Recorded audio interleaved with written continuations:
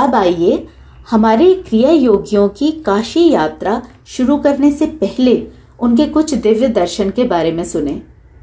एक सुषुम्ना क्रिया योगी दंपति के घर में ध्यान का सत्र चल रहा था। जब हमारे एक क्रिया योगी अनिर्बान जी ने घर में प्रवेश किया तो वहां बैठे कुछ लोगों ने देखा कि कोई और भी उनके साथ कमरे में प्रवेश कर रहा है। ये देखकर एक क्रिया योगी जो जाने वाले थे वे वापस आए और कहा कि उन्होंने अनिर्बान जी के साथ एक लंबे और श्याम वर्ण व्यक्ति को देखा है। उन्होंने उस व्यक्ति को देखने और जानने की इच्छा व्यक्त की, पर वहां जमा लोगों ने कहा कि अनिर्बान जी के साथ कोई भी नहीं आया है। वो हैरान थे। उन्होंने कुछ देर खोजा और कहा कि उन्होंने एक नए व्यक्ति को जरूर देखा है, लेकिन उसे ढूंढ नहीं पाए। वो अपने उत्साह को नियंत्रित नहीं कर सके और उन्होंने माताजी को नए व्यक्ति का वर्णन किया और माताजी से पूछा, क्या मुझे मतिभ्रम हो गया है? माताजी ने मुस्कुराकर उत्तर दिया। श्री काल भैरव स्वामी भद्राचलम में गुरु पूर्णिमा समारोह में पहुंचे थे। उन्होंने अपने को 30 ऊर्जा संस्थाओं में विभाजित किया और उन 3 सुषुम्ना क्रिया योगियों के साथ हो लिए जिन्होंने हमारे गुरुओं ने चुना था। इन 30 शिष्यों के साथ 2 साल तक रहने के बाद श्री काल भैरव स्वामी एक बार फिर एक इकाई में विलीन हो जाएंगे और गुरु पूर्णिमा समारोह के लिए काशी पहुंचेंगे।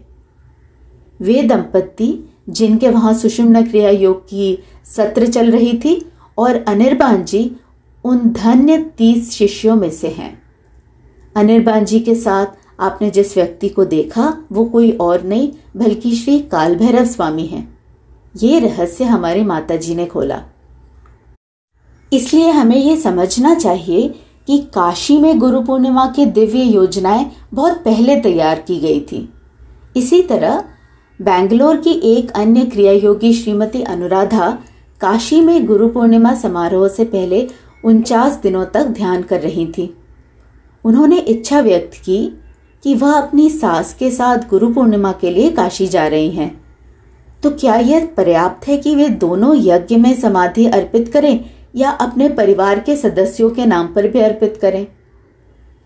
तुरंत ही उनके ध्यान में भगवान शिव पार्वती माता के साथ प्रकट हुए और उन्होंने कहा कि भगवान शिव स्वयं उन सभी लोगों के कर्मों को दूर करेंगे जो गुरु पूर्णिमा पर काशी में समिधा अर्पित करते हैं।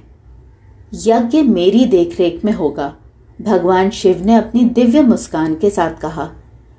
श्रीमती अनुराधा अभिभूत हो गई और उन्होंने इस बात को माताजी को बताया।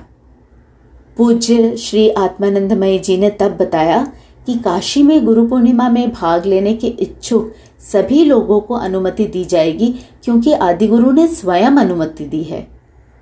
आमतौर पर केवल उन लोगों को अनुमति दी जाती है जिन्होंने सद्भाव में ध्यान का कम से कम 1 वर्ष पूरा कर लिया हो और परम गुरुओं के सामने आत्मसमर्पण कर दिया हो। आदि गुरु के इस संदेश के साथ सभी सुषुम्ना क्रिया योगियों को गुरु पूर्णिमा समारोह के लिए काशी जाने की अनुमति दी गई थी। ये निश्चित रूप से सुषुम्ना क्रिया योगियों का सौभाग्य है कि काशी में गुरु पूर्णिमा का स्वयं भगवान शिव ने समर्थन दिया था। इसे सुनकर आप में से प्रत्येक को हमारी गुरु माता की महानता का एहसास होगा जिन्होंने हम सभी के लिए भगवान शिव का ये आशीर्वाद लाया। आइए हम सभी विनम्रता और कृतज्ञता के साथ भगवान शिव का आशीर्वाद स्वीकार करें।